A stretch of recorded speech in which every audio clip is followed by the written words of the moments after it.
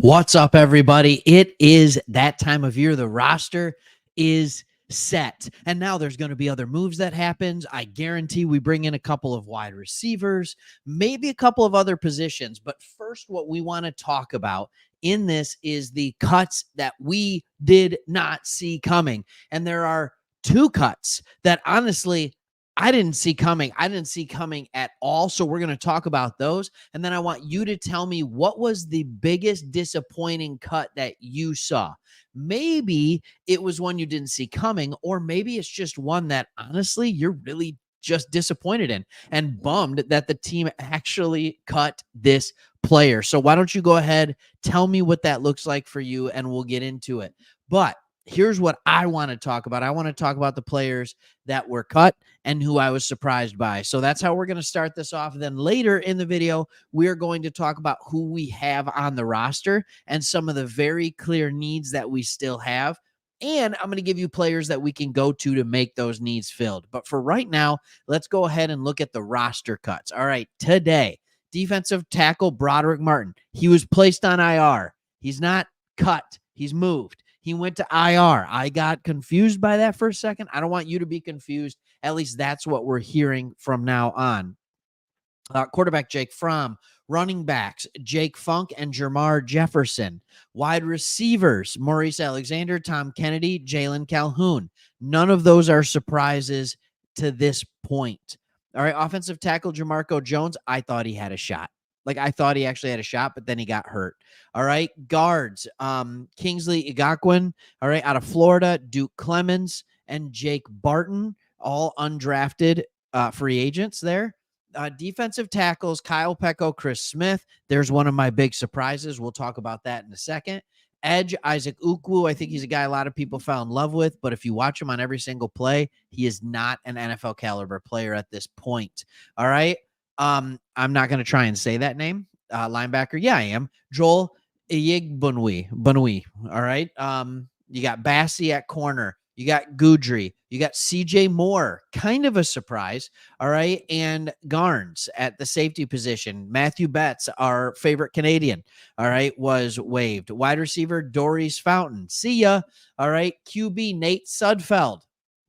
They're saying there's a good chance he comes back to the practice squad, but we don't know yet. Same with Beauplan, Abraham Beauplan, who played really well at linebacker. They're saying that the Lions want him at the practice squad.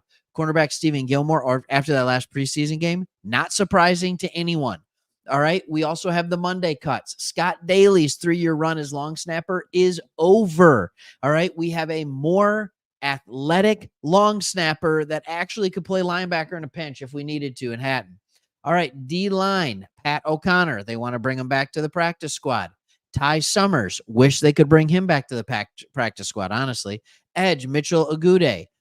Brian Hudson. Rashad Wildgoose. Running back, Zonovan Knight. Not a surprise. Here's the number 2 surprise, tight end, Shane Zylstra. Wide receiver, Donovan Peoples-Jones. Wide receiver, Caden Davis. And then they are putting Mahogany and Mosley on IR to return, so it doesn't cut a call against the team. They also, in great news, activated DJ Reader off the pup, meaning that it looks like it's likely he'll be playing pretty shortly. Okay, let's go to the surprises. First big surprise is defensive tackle Kyle Pecco. He didn't even play in the preseason because everybody knew how good he would do. So here's the way I see this. There is somebody that they needed to clear room for in order to have it, and they are going to bring back Kyle Pecco after that. They probably already talked to him. We're going to cut you. We're going to bring you back on this deal. He knows what's going on. The Lions know what's going on. That would be my guess. I mean, that is the best laid plans, right? Right now, the Detroit Lions on their interior defensive line or defensive tackle have Aleem McNeil, DJ Reader, Levi Onwuzurike, and Mekhi Wingo. Because Broderick Martin's on IR, short term probably. All right. The surprise on this is if DJ Reader isn't ready to play by week 1, you can't go in with 4 defensive tackles. Now, you can make the argument that Josh Paschal can play a little D tackle. That's understandable. All right. That's understandable. They also let Kaminsky just flat make the team. That's why I think that with Peko, they're like, all right, we're going to get you back on the team, even though Kaminsky is going to be out for almost the entirety of the year. And then you can come back. So that was one big surprise to me. But when I learned why, all of a sudden, I wasn't as surprised. All right. Then you're looking at my second biggest surprise, which was tight end Shane Zylstra. That one I was really, really shocked by because I thought, they let him play a lot. They let Mitchell play a lot. I wasn't as surprised by Mitchell, but here's what I'm also surprised by. They let them both go. Now, Mitchell isn't labeled on this, but if you look at our final roster, he's not labeled on that either. So I believe James Mitchell, was cut at tight end. So our tight ends look like this: Sam Laporta, Brock Wright, Parker Hesse.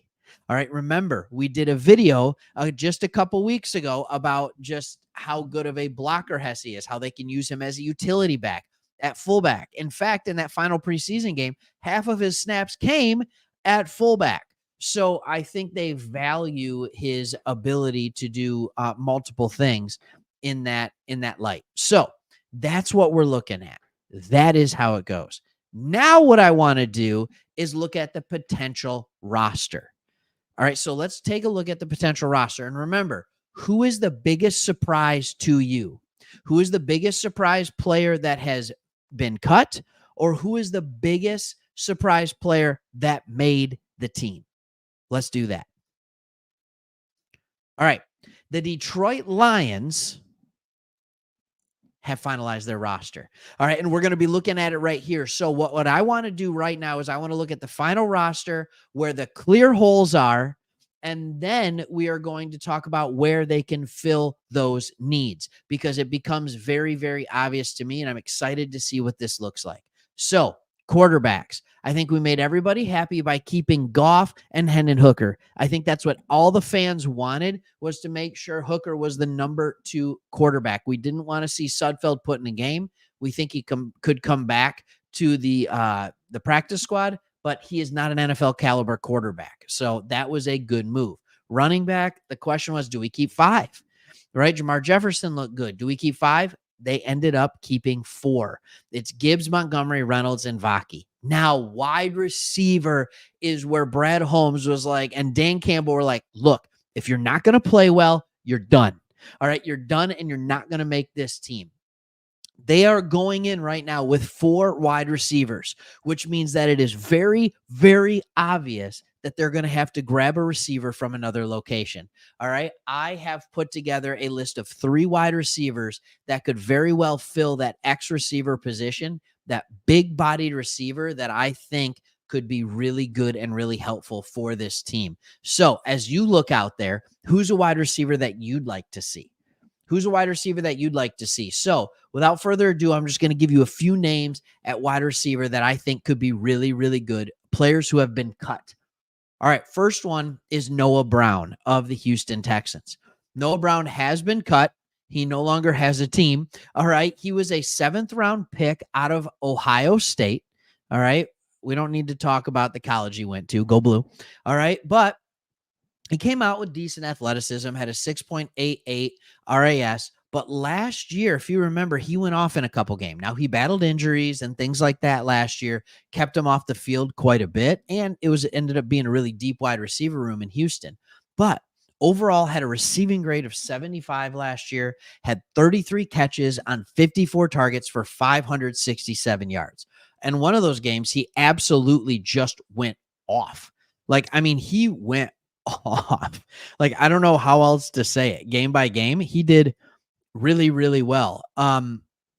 If you look at it in a 2-week span, in week 9 and 10 last year, he had one game where he had 6 targets for 6 catches, 153 yards. He followed it up in the next game with 7 catches on 8 targets for 172 yards. He proved that he is absolutely worth it. So Noah Brown is my first wide receiver in that X position. What do you think? Do you like Noah Brown? All right, the next one for this is more of the upside hope, and it's Terrence Marshall Jr. out of the Carolina Panthers. He was drafted out of LSU, a school that's known for producing good wide receivers, in the 2nd round with the 59th pick in 2021. All right. Second round, 59th pick in 2021. Last year, he had 30 targets, 19 catches for 139 yards. He really hasn't put it all together at this point in his career. But again, he's 6'3, 200 pounds. He has all the athleticism in the world. In fact, his RAS was a 9.67. Remember, RAS, relative athletic score.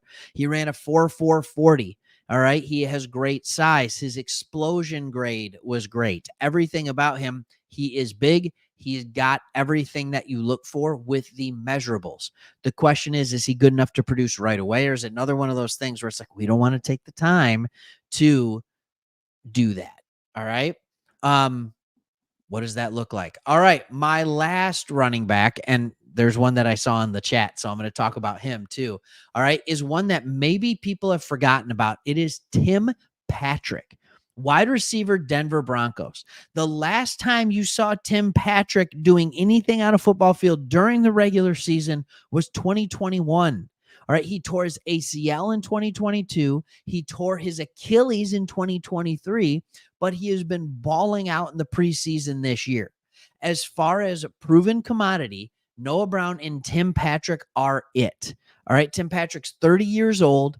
He hasn't played for 2 years, but when he did play, he put up seasons of 734 and 742 yards his last 2 years that he played in the NFL.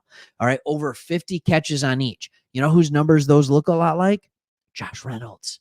All right. Josh Reynolds, who, by the way, the Broncos kept instead of him. Tim Patrick is not in the plans in Denver. And one of the things that I think people don't realize about Tim Patrick, the dude is a freak athlete. He's a 4.47 guy at 6'4", 210 to 215 pounds. He's a big-bodied wide receiver that absolutely can make things happen.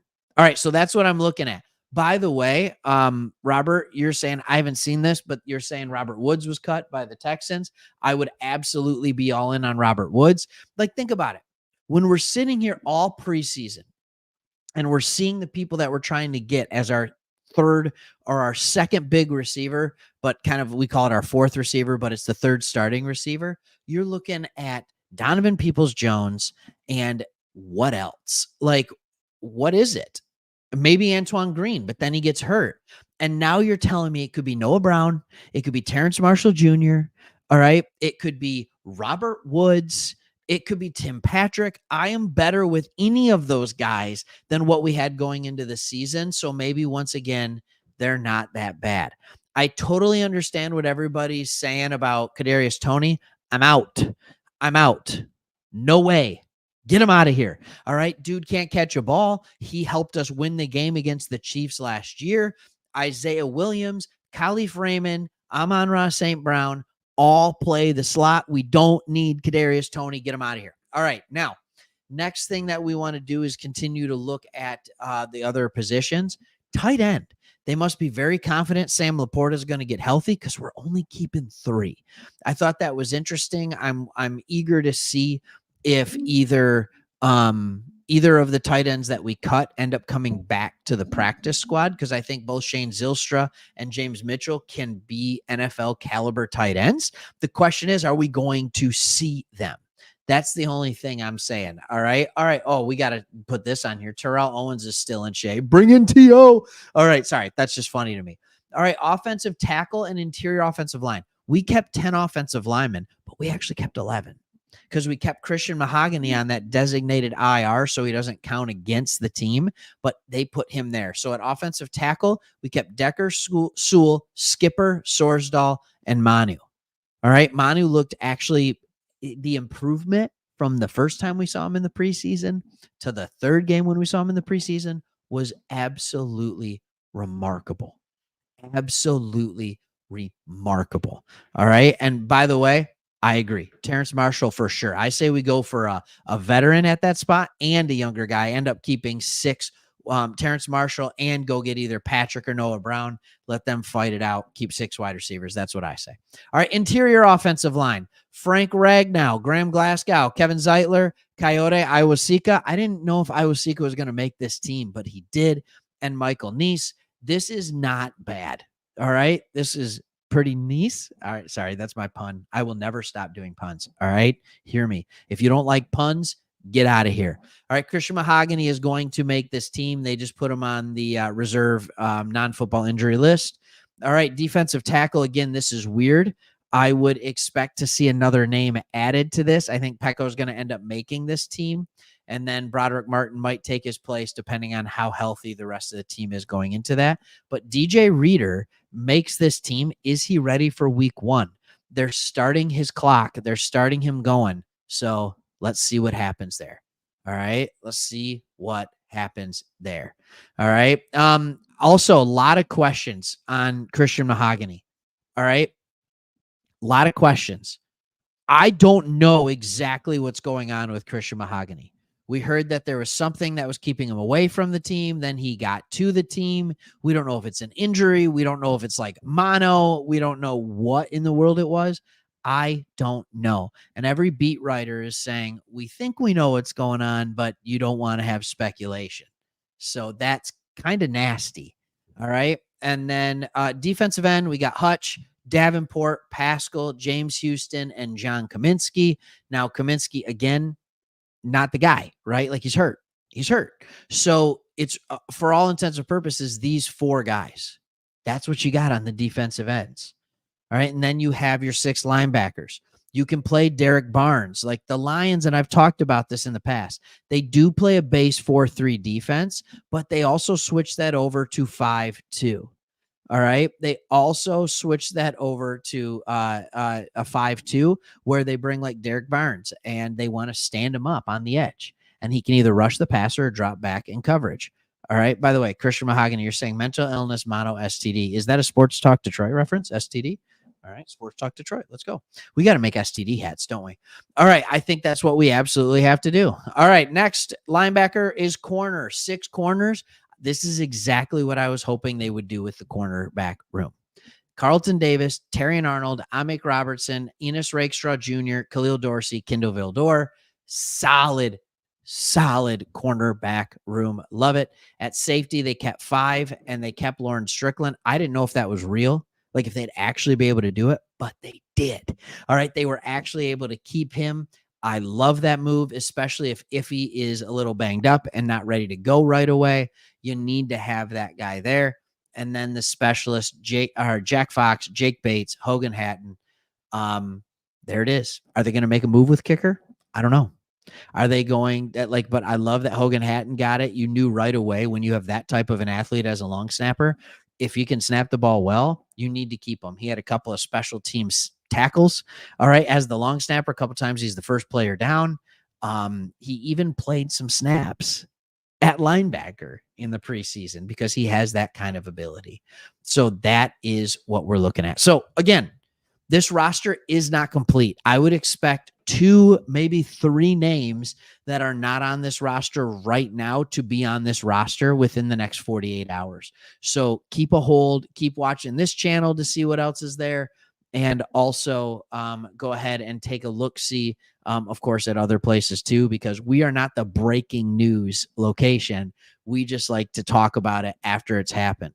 So here's my question for everybody out there. I've asked it before. I'm going to ask it again. I've asked for it before. I'm going to ask for it again. What are you guys thinking was your most surprising move? What was the move you liked the most? What was the move you hated the most? Let's talk about it a little bit. Where are you the most nervous?